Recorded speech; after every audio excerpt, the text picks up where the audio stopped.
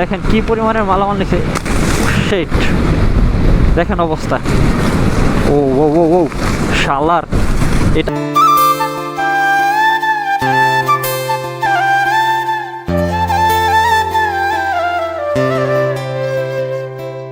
রাসেল, ও Russell viper ভাই, Kawasaki Ninja, গাড়ির কালারগুলোই জোস। তাড়াতাড়ি ব্রিজ থেকে নামতে পারলেই হয়, ব্রিজে বৃষ্টিতে পড়লে ঝামেলায় পড়ে যাবো। এইখান দিয়ে বের হইতে পারবো না, টোল বাঁচানোর নিনজা টেকনিক। আসসালামু আলাইকুম, কী অবস্থা সবার? আশা করি সবাই অনেক অনেক ভালো আছেন। Welcome back to my another new blog. তো আজকে খুবই একটা রাশ রাইড হবে, কারণ আমার 10টার দিকে থাকার কথা হচ্ছে ফরিদপুর। অলরেডি 10টা 15 বাজে, আমি এখন এয়ারপোর্ট পার হইতে পারি নাই। বৃষ্টি ছিল সকালবেলা, যে কারণে বের হইতে পারি নাই। এখন বৃষ্টি নাই বললেই চলে। তো এয়ারপোর্টের সামনে যে পরিমাণে জ্যাম দেখতেছি, মনে হয় না আজকে 2টার ভিতরে পৌঁছাতে পারবো। আসলে আমার 2টার ভিতরে থাকতে হবে, ওখানে 1 ঘন্টা কাজ আছে। তার মানে 1টার মধ্যে আমাকে মিনিমাম থাকা লাগবেই ভার্সিটিতে আর কি। ওখানে ফর্ম ফিল আপের ডেট শেষ হয়ে যাচ্ছে, আজকে না গেলে হবে না আর। তো দেখা যাক কত সময় লাগে আমার যাওয়ায়। আর আজকের ভিডিওটা এই টপিকই হবে আশা করা যায়।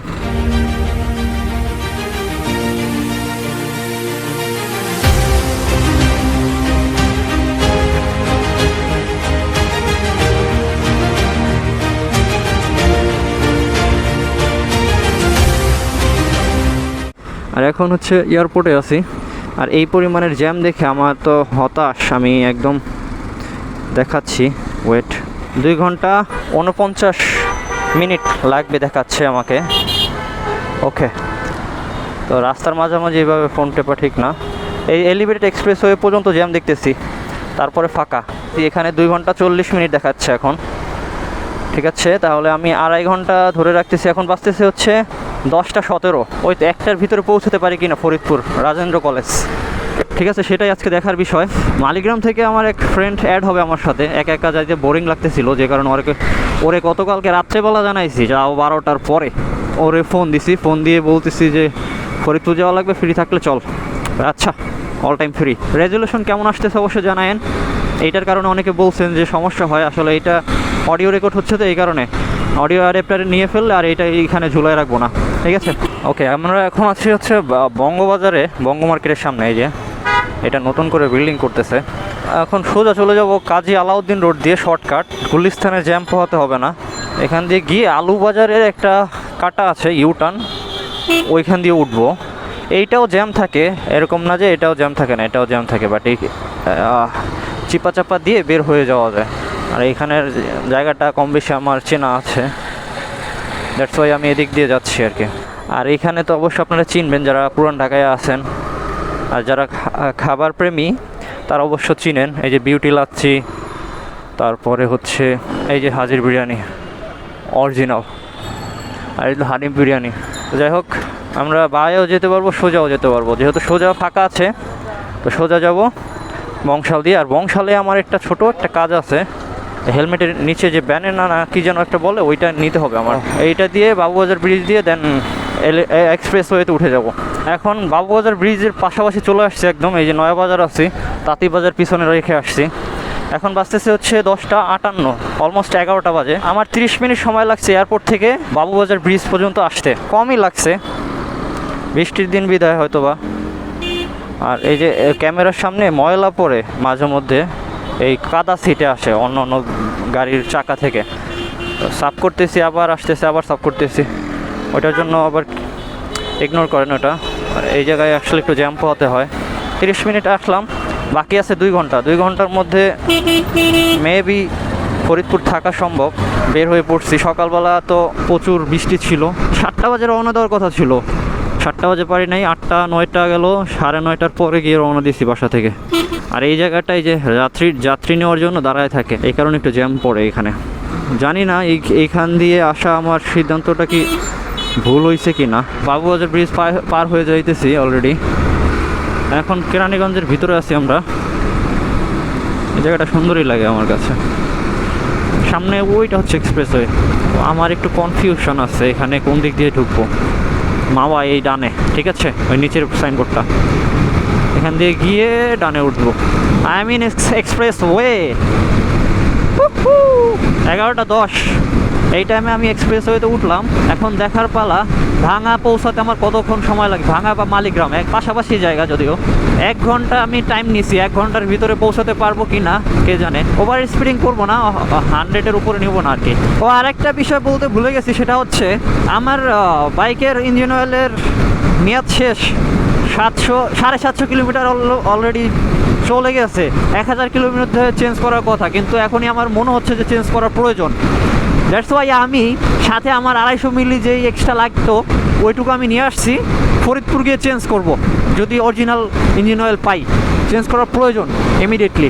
আচ্ছা, একটা জিনিস আমি ফলো করলাম এই পরিবহনগুলোর সাথে যাইতে যাইতে, সেটা হইতেছে এই যে দেখেন আমার পিছনে কিন্তু 2টা পরিবহন আছে। এই যে করতে করতে যাইতেছে, ওভারটেকিংয়ের জন্য যাইতেছে একটার উপর আরেকটা। যা বুঝলাম সেটা হচ্ছে ওরা সব কোথায় স্পিডিং করতে হবে, কোথায় স্লো যাইতে হবে এগুলো জানে। কোথায় মানে হাইওয়ে পুলিশ দাঁড়ায়, এগুলো ওরা ওদের আয়তায় আছে। এই যে এখন স্পিডিং করতেছে প্রচুর, 90-100 উঠাইতেছে। একটু আগেই এই সেম বাসটা 60-এ চালাইতেছিল, মানে 70 সর্বোচ্চ 80 পর্যন্ত উঠায় নাই, 70-এ টানছে। আমি ওর ওভারটেক করছিলাম, এখন টানছে ধুমছে টানা। পিছনে হাইওয়ে পুলিশ দেখছিলাম, যে কারণে ওরা ওইটার প্রায় 2 কিলোমিটার আগে থেকে ওরা স্লো টানছে, স্পিড স্লো করে দিছে। তো ওদের সব কিছু জানা বিধায় ওরা এইটা করতে পারছে। নাহলে তো আমি যদি না জানতাম, আমিও 80-র উপরে টানতেছিলাম। ওদের এইগুলা দেখে আমিও কমাই দিছি স্পিড, এখন আবার একটু বাড়াইছি ওদের স্পিড বাড়ানো দেখে। তো পদ্মা সেতু টোল প্লাজার কাছাকাছি চলে আসছি। এই যে আমি আজকে স্লো রাইড করতেছি। এই যে বাইরে যাব, এই ফর্মালিটিসটা পূরণ করতে হবে। এই সাইড দিয়ে, ডাউন সাইড দিয়ে যেতে পারতাম আমরা, শুধু আমাদের হয়রানি করে আর কি। আধা ঘন্টা সময় লাগছে আমার কদমতলী থেকে, বাবুবাজার থেকে এই পর্যন্ত আসতে, আধা ঘন্টা। আর আজকে কোনো বাইক নাই, আমি একা। এমডি জোপা এর এই যে এখন দেখেন পরিবহন আর আমি হচ্ছে একা। 40-এ টানার কথা। আর আজকে একটা বিষয় খেয়াল করছেন আপনারা, কোনো মাইক দেখলাম না যে 40 কিলোমিটারের উপরে উঠাবেন না, স্পিড লিমিট 40 রাখবেন, এরকম কিছু পাইলাম না তো। আর এই পাশ থেকে ওই পাশ দেখা যেতেছে না, কুয়াশার কারণে। বৃষ্টি হচ্ছে তো, অনেক জায়গায় বৃষ্টি হয়েছে। ঢাকায় সকালবেলা বৃষ্টি হয়েছে, জানেন আপনারা। আজকের বারটা হচ্ছে সোমবার, 1 তারিখ জুলাইয়ের 1। এই যে দেখেন, এখন আমার ওভারটেক করার প্রয়োজন, বাট আমি ওভারটেক করতে পারতেছি না। আমাকে স্লো করে বাসটার পিছনে যেতে হবে, পরিবহনের পিছনে। আবার সেম জায়গায়, আবার সার্ভিস লাইনে আমাকে ফিরে আসতে হবে। এই প্যারা আর ভালো লাগে না। আমার একটু রাশ আছে, মানে তারা আছে, আপনারা অবশ্য জানেন, শুরুতেই আমি বলছি। তো এই কারণে স্পিড লিমিটটা ক্রস করতেছি, 70-এ উঠাই দিছি। এইখান দিয়ে 70-এ টানতে থাকি, পরে বাড়ানো যাবে। আপাতত এই ভিউটা এনজয় করতে থাকেন।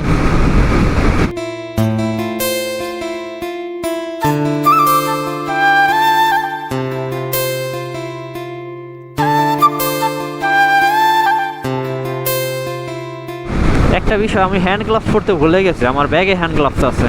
বৃষ্টি হচ্ছিল যে কারণে হ্যান্ড গ্লাভসটা খুলে রাখছিলাম। লেদারের যেহেতু, এই কারণে সমস্যা হয়, পচে যায়। আচ্ছা দেখেন অবস্থা, এই সাইড দিয়ে বৃষ্টি হচ্ছে, এই পারে পদ্মার এই পার দিয়ে। আর এই যে অনেক পরিমাণের মেঘ দেখতেছি, সাইড রাস্তাও ভিজা দেখতেছেন। তো আমার এই রেইনকোট নাই, ক্যামেরাটাও ওয়াটার কেস দিয়ে ঢাকা না, ফোনটাও বাইরে আছে। এইগুলো ভিজলে আমি শেষ।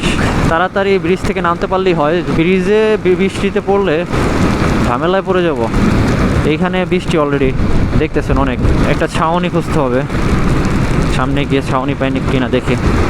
ওরে ভাই রে ভাই, প্যারা, এত তাড়াহুড়ো করে আসা যায়? আর বৃষ্টি না থাকলে একটা কথা ছিল। এখন চেষ্টা করতে হবে কোনো এক জায়গায় দাঁড়ানোর, কারণ ভিজতে চাচ্ছি না আমি। এখানে একটু দাঁড়ানো যায়। ও শান্তি পাইলাম। গাড়িটাও জিরক। একটা বাইক দেখলাম আমি এই আজকে পদ্মা সেতুর ভিতরে, একটাই বাইক দেখছি, আর বাইক ছিল না। ইঞ্জিন থেকে পোড়া গন্ধ বেরোইতেছে, ইঞ্জিন অয়েল পোড়া, সেই টানা টানছি তো আজকে। তো যাই হোক, এখানে একটু ব্রেক নেই। Okay bye.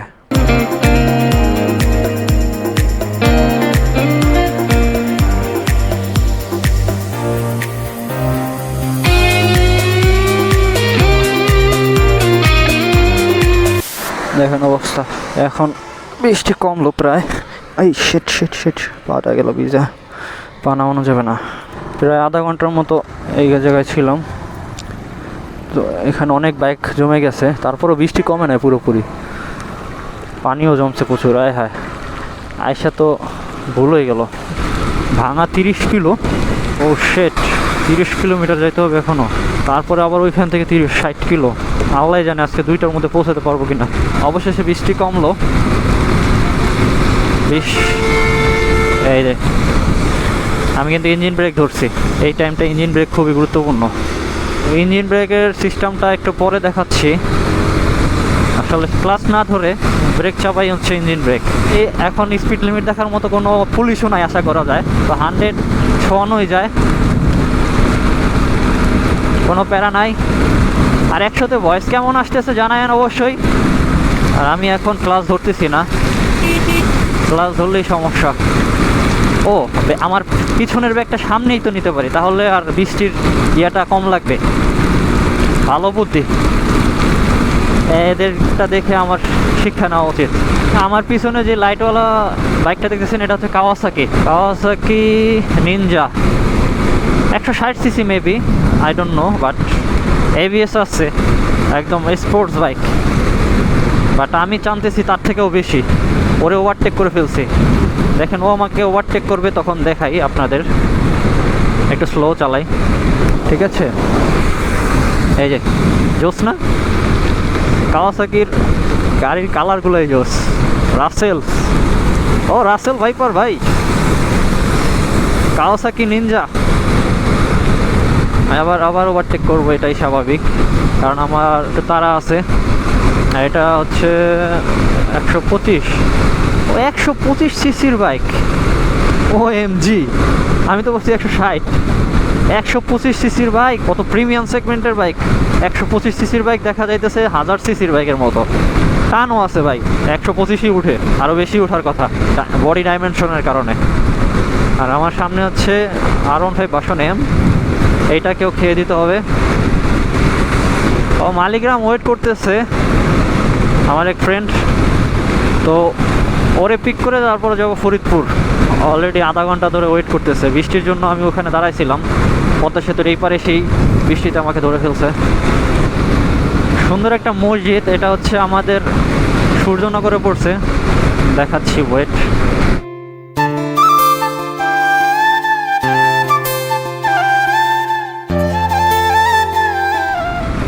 জোসনা মসজিদটা, এখানে অনেক মানুষ ঘুরতে আসে, আমরাও আসি আমাদের বাসা থেকে, এবারও আসছিলাম ঈদে।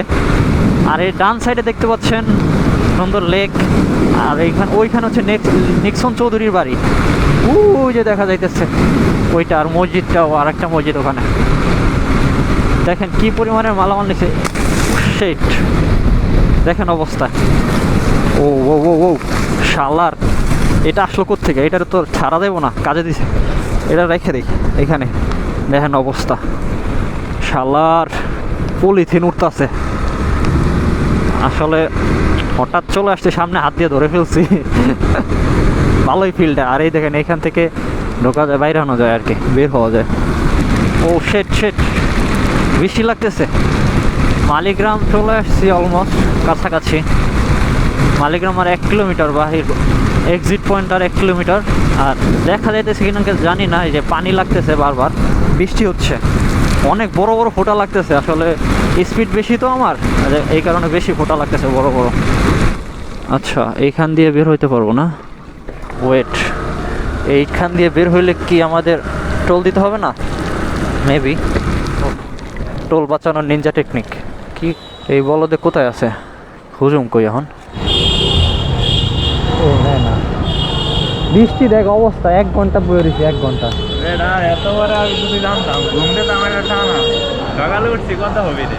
আমি উঠছি অনেক তাড়াতাড়ি, কিন্তু এখন বাইরে গেছে দেখছো কয়টা? 2টার মধ্যে থাকতে হবে। 2টার মধ্যে থাকতে হবে? হ্যাঁ, ওই জায়গায় একটার ভিতরে গেছে। হ্যাঁ, একটার ভিতরে ছাড় কত আসলে এখন? তাহলে এই কর, তারা হইলে জায়গা তো যাইতে পারবি কলেজে? কলেজে হ, ভিজে ভিজে এই যে হালকা পাতলা দিচ্ছি, বেশি ভিজি নাই, কমছে। পরে বাইরে এসে এদিক দিয়ে বৃষ্টি ছিল না, এই দেহে নাই আবার বৃষ্টি ধরছে। এদিকে ছিল না, তুই যখন ফোন করছিস একদমই ছিল।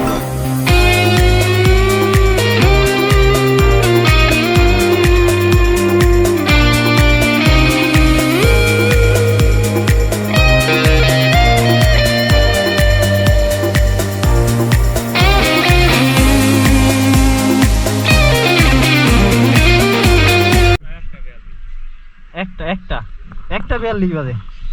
ওমা, তাইলে আরো 15 মিনিট আছে। এই কি হয়েছে ওটা? তোর লাইসেন্স আছে তো? সব আছে। ফরিদপুর তো আর কোনো কাজ নাই। না আর কাজ নাই, ঘুরবি? ডলার মোড় যাবি? আমি যাই না কোনো জায়গায়। ডলার মোড়? এখন যাচ্ছি ডলার মোড়ে। আমাদের ক্যামেরায় নাই চার্জ। 38 4টার মধ্যে থাকবো। আমার তো বাসা থেকে 5টার মতো হয়ে যাবে, বেরোবো। তারপরে আবার ঢাকা ব্যাক করবো। ভিডিও হয়ে গেছে, বিট মেরে দিছে আমাকে রাইডার। ভাই তুই আস্তে আস্তে চালা, নতুন রাইডার আগে নির্দেশনা দেয়, ভিডিও পরে করি।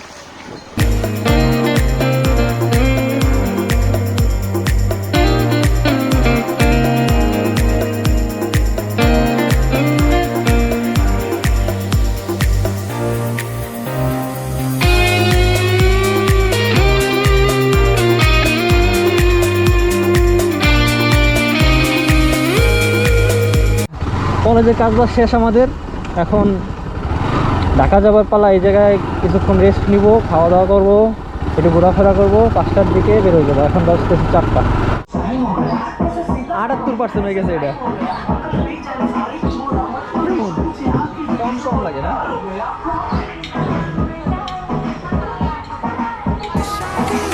Life on replay, don't need to make plans, it's all in your hands. I'm too busy, I'm spending all my time with you, driving through the states, don't know what awaits, it don't matter, I'm spending all my time with আমাদের এখন complete, কলেজের কাজ complete, তারপরে হচ্ছে ঘোরাফেরা complete.